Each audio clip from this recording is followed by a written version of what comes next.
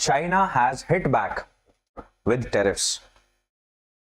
So America ने Chinese imports के ऊपर टैरिफ्स लगाए थे, अब चाइना ने अमेरिकन इंपोर्ट्स के ऊपर लगा दिया, right. So this is the beginning of trade war. Two terms are very important here.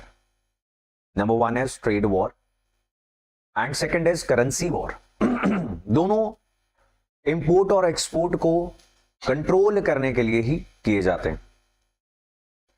In the trade wars the countries, they put restrictions. It can be import duty, it can be any other tax, or they create some sort of barrier, right? तो इसको हम protectionism भी बोल सकते हैं, because यहां पर एक कारण मोस्ट ऑफ द टाइम्स क्या होता है कि हम अपनी डोमेस्टिक इंडस्ट्री को प्रोटेक्ट करना चाहते हैं, that is why we call this protectionism. जब इंपोर्ट ड्यूटीज बहुत बढ़ा दी जाए, फॉर एग्जांपल इलेक्ट्रिक व्हीकल्स के ऊपर बहुत ज्यादा इंपोर्ट ड्यूटी है, टेस्ला कार्स इंडिया में क्यों नहीं आ पा रही? Because the import duty is very high. अभी इस बजट में थोड़ी सी कम की है, लेकिन still it is very high. Harley Davidson bikes के ऊपर इंपोर्ट ड्यूटी थोड़ी सी कम की गई है। Now if you will buy Harley Davidson, अगर वो वापस आते हैं, अभी तो हीरो के जरिए कुछ बेच रहे हैं एक आधा बाइक, अगर वो वापस आके अपना बाइक बेचना स्टार्ट करेंगे, 40% will be the import duty now, right. So if you will be paying 100 rupees, 40 तो टैक्स ही है। अगर ये टैक्स 10% कर दिया जाए, the Harley bikes are going to become very cheap, right. So now that will lead to a lot of competition for the Indian companies. सही बात है कि नहीं? Why would you buy this bullet for 2 lakh 3 lakh, जो भी उनके premium models हैं, if you can buy a Harley Davidson in the same price. सही बात है कि नहीं? लेकिन आप अपनी डोमेस्टिक इंडस्ट्री को तो प्रोटेक्ट कर रहे हो। What about the consumer? Consumer को अच्छी बाइक नहीं मिल पा रही, बिकॉज यू आर सेइंग कि हम कंपीट ही नहीं करने देंगे अच्छी बाइक को। If the Harley bikes they are having the same amount of import duty as the tax paid by the domestic manufacturers, तो कंज्यूमर का तो फायदा हो गया ना। फिर सारी इंडियन बाइक्स को भी अपनी सर्विसेज, अपने प्रोडक्ट्स, उनके डिजाइन, सब कुछ बेटर करना पड़ेगा। और यही तो फ्री ट्रेड थी, यही तो कैपिटलिज्म था, फ्री मार्केट था। जब आप डिमांड और सप्लाई को अपना काम करने देते हो, दखल अंदाजी नहीं करते। किसने दिया था ये principle? What was the name of that person? नहीं, Adam Smith, wealth of nations. ठीक है जी।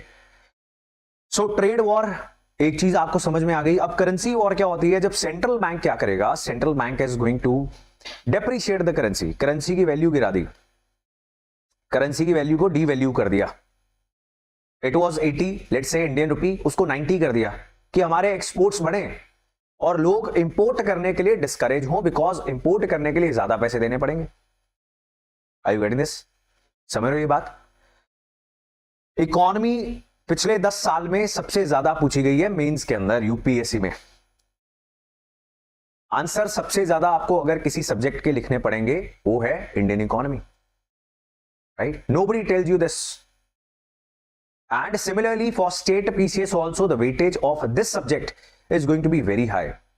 Prelims में तो है ही, वो तो पता ही है, sometimes 25 questions, right? Current plus static अगर आप include कर दो, and economy plus government schemes, इसी तरीके से लिखा हुआ सिलेबस के अंदर अगर आप include कर दो, 25 क्वेश्चन 100 में से तो इसी में से आ रहे हैं।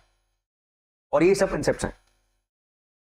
सो एक ट्रेड वॉर हो गया, एक करेंसी वॉर हो गया। दोनों का जो कंसेप्ट है, that is against the concept of free market, free trade, and anything that is against free market is harmful for the consumer. ठीक है जी। गूगल के खिलाफ इन्वेस्टिगेशन भी करेंगे। अब ये भी क्या है? एक बैरियर है ना। आप टैक्स नहीं लगा रहे किसी दूसरे देश की कंपनी के ऊपर, लेकिन उसको तंग कर रहे हो, राइट? इंडिया ने भी किया था ऐसा, कुछ कंपनीज थी और चाइनीज कंपनी थी, एंड द प्रॉब्लम है कि ये डाटा इंडियंस का उठा के जाके चाइनीज सरकार को दे देते हैं। They create a lot of national security problems. तो इंडियन गवर्नमेंट ने ईडी भेज दी, इनकम टैक्स की रेट्स हो रही है, नोटिस पकड़ा दिए, इतना टैक्स दो, नहीं देना तो जाओ कोर्ट में भुगतते रहो, राइट? सो वैसी कंपनी बंद करके भाग गई। तो ये भी एक ट्रेड बैरियर ही है, लेकिन इसको हम क्या बोलेंगे? Non tariff trade barrier. तो एक तो टैरिफ बैरियर हो गया, एक हो गया non tariff trade barrier. what you are trying to do is you are trying to engage the other country in a trade war. Otherwise, you can do this through currency war, doing the same thing. So you are not trying to increase the exports of your country by improving the quality, by improving the competitiveness. You are just devaluing the currency, which is again not good for the consumer.